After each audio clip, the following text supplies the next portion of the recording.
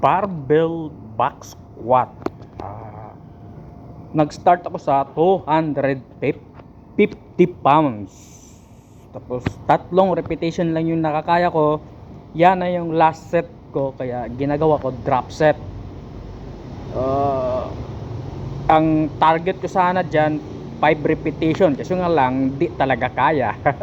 So ganun, di talaga kaya. Ako lang din kasi mag-isa, pero pagka meron siguro akong spotter or mayroon akong mga kasama dyan, siguro magkaroon ako ng lakas ng loob na magdagdag pa ng another repetition. Kaso nga lang wala, kaya mas maganda na yung magiging wise tayo, or playing safe pala, safe.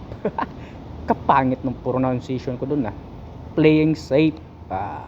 Maigi na yun na nga, sinasabi nga nila na hindi mo daw talaga dapat isama sa loob ng gym yung ego mo para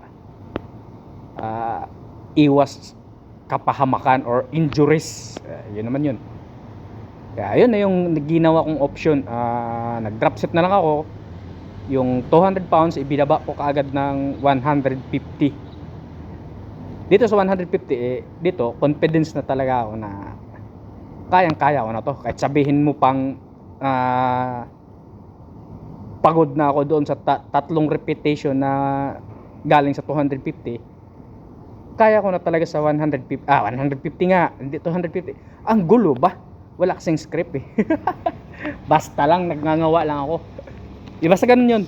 Dito dinadahan-dahan ko na yung 150. Naka 5 repetition nata ako dyan, or 4, hindi ako sure.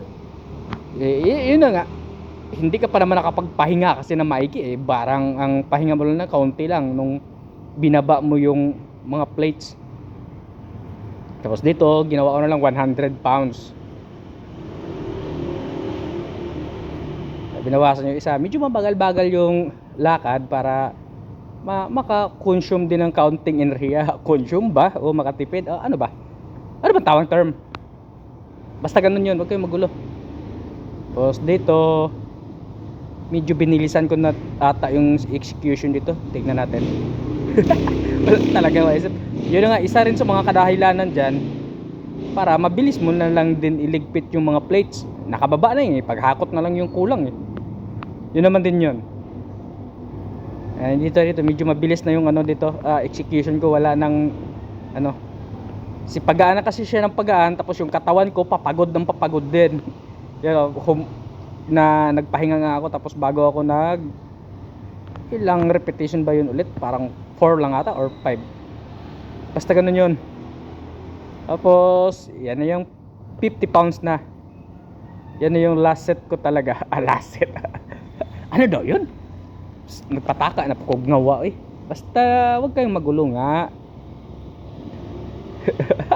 Pasuray-suray na. Dito talaga ako laging nauubusan ng oras Pag nag-squat kasi talaga minsan aabot halos ang oras. Kasi mas mahaba kasi yung ginagawa mong recovery para makapag ka na ng quality set din pagbalik mo sa pag-squat. Paano ba kahirap ba kasi? Panireklamo talaga. Walang hiyang buhay talaga. Yun, talagang ngalay na, pati na yung balakang ko nangangalay na, kaya napapailing na lang si Kolokoy. Oh.